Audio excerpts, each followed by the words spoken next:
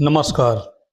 आपको पता होगा भारत के उपराष्ट्रपति और राज्यसभा सभापति जगदीप धनखड़ ने अपने सभी पदों से इस्तीफा दे दिया है। जगदीप धनखड़ ने इस्तीफे का कारण स्वास्थ्य बताया है। क्या महज यही एक कारण है उनके त्यागपत्र का, या और भी बहुत सी बातें हैं जो इस्तीफे के पीछे के राज की तरफ इशारा करती हैं? सोमवार की शाम को उपराष्ट्रपति ने इस्तीफा दिया, पर इसके पहले संसद में एक दो नहीं कई घटनाएं घटीं। भरी संसद के बीच से प्रधानमंत्री चले गए।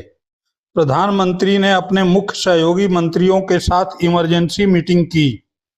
इसी तरह अमित शाह भी लोकसभा से उठकर चले गए और सहयोगी दलों के मंत्रियों के साथ बैठक की। इस बीच लोकसभा में राहुल गांधी का माइक ऑफ कर दिया गया।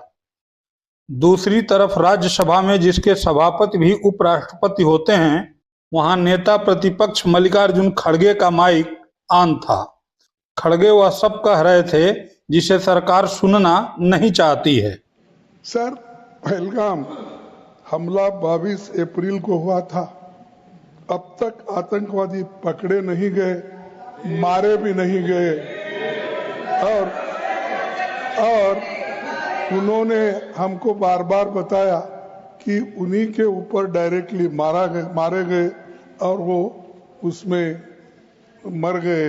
ये भी खबर हमको मिली, लेकिन हम ये जानना चाहते हैं क्योंकि हमने तो अनकंडीशनल सपोर्ट पूरे हाउस, पूरे ऑल पार्टी ने दिया, सिर्फ मेरा पार्टी एक ही नहीं, सभी पार्टियों ने दिया कि देश को मजबूत बनाने के लिए, देश में एकता रखने के लिए और हमारे आर्मी को मॉरल स्ट्रेंथ देने के लिए हमने अनक्वेश्चन, यानी कोई प्रश्न न करते हुए हमने ये सब कुछ उनको दिया, समर्थन दिया।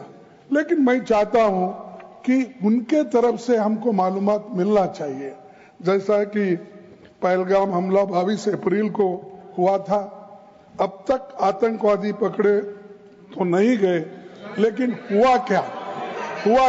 एक मिनट लेकिन J&K में कम से कम इंटेलिजेंस, इनकी सिक्योरिटी है, उसके बारे में उनका फेल्योर हुआ, ये उन्होंने ही कहा है। लेफ्टिनेंट गवर्नर ने कहा है इसमें इंटेलिजेंस फेल्योर है, ये एक्सेप्ट उन्होंने ही किया।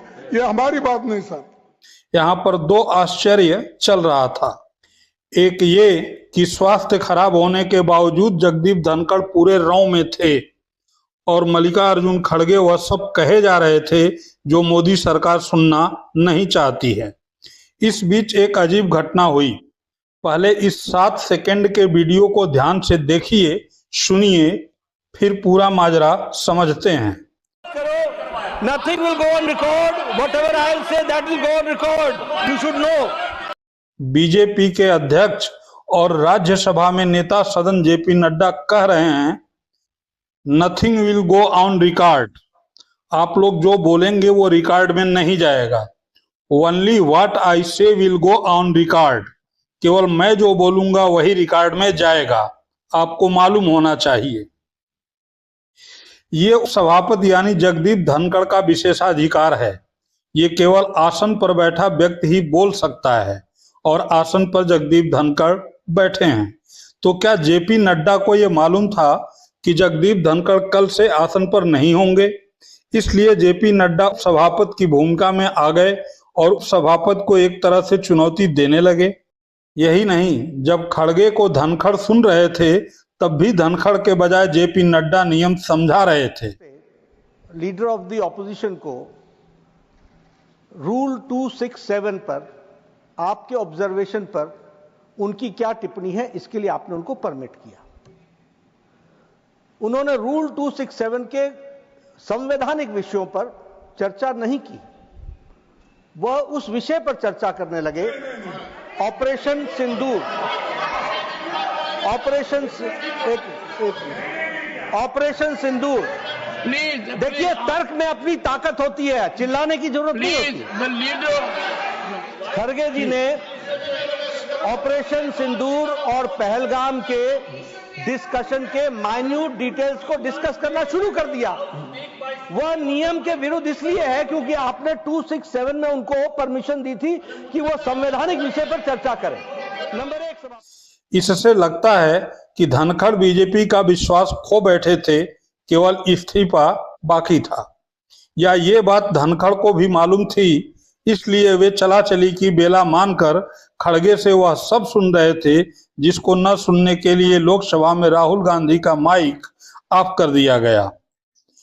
वैसे भी आप सभी ने कभी ये नहीं देखा होगा कि किसी व्यक्ति का स्वास्थ्य ठीक न हो और वह दफ्तर आए, पूरे रौ में काम करे और अंत में ये बोले कि अब मेरा स्वास्थ्य काम करने लायक नहीं है और मैं इस्तीफा दे रहा हूं।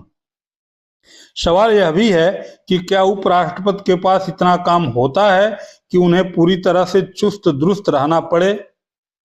चलिए मान लेते हैं कि उपराष्ट्रपति के लिए चुस्त दुरुस्त रहना जरूरी है, तो फिर धनखड़ ने उस समय इस्तीफा क्यों नहीं दिया जब उन्हें मार्च में हृदय संबंधी समस्या के चलते एम्स में भर्ती कराया गया था, जहां उपचार के दौरान उन्हें स्टेंट डाला गया।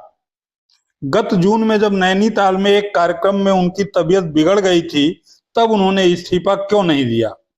क्या डॉक्टर यह कहता है कि ऑपरेशन के 3 माह तक काम करने के बाद इस्तीफा दे देना चाहिए? क्योंकि धनखड़ के हृदय में मार्च में स्टेंट पड़ा था और तब से अब तक वह फुल फॉर्म में काम कर रहे थे और इस बीच कोई समस्या नहीं आई थी। स्वास्थ्य वाली थ्योरी को यहीं छोड़ते हैं। अब ऐसी 2 घटनाओं पर नजर डालते हैं जो धनखड़ के इस्तीफे से जुड़ती हैं। पहली, सुप्रीम कोर्ट और सरकार के बीच धनखड़ की वजह से बढ़ी नाराजगी। धनखड़ 3 अवसरों पर यह कह चुके हैं कि संसद सर्वोच्च है क्योंकि कानून संसद बनाती है, जबकि सुप्रीम कोर्ट के मुख्य न्यायाधीश ने सार्वजनिक रूप से कहा कि संविधान सर्वोच्च है, सब कुछ उसी के दायरे में होता है। इस विवाद से सरकार असहज थी क्योंकि कई ऐसे मुकदमे हैं जिसमें सरकार को सुप्रीम कोर्ट का साथ चाहिए। उसमें वक्फ संशोधन बिल है, बिहार में चल रहा SIR है और ईडी की भूमिका पर बढ़ती जा रही सुप्रीम कोर्ट की टिप्पणी है। धनखड़ की सुप्रीम कोर्ट पर टिप्पणी से ये सभी सवाल मोदी सरकार के लिए कठिन होते जा रहे थे, या फिर इस्तीफे के पीछे संघ की वह नसीहत है जिसमें सर संघचालक मोहन भागवत ने कहा है कि 75 के पार व्यक्ति को खुद रिटायर हो जाना चाहिए। उपराष्ट्रपति जगदीप धनखड़ भी उम्र के 74 साल पूरे कर 75 पार की श्रेणी में पहुंच रहे थे। खैर, सच जो भी हो, एक ना एक दिन सामने आएगा। आप क्या मानते हैं यह कमेंट बॉक्स में जरूर लिखें। स्टोरी पसंद आई हो तो चैनल को सब्सक्राइब करें, वीडियो को लाइक करें, मित्र मंडली को साझा करना न भूलें।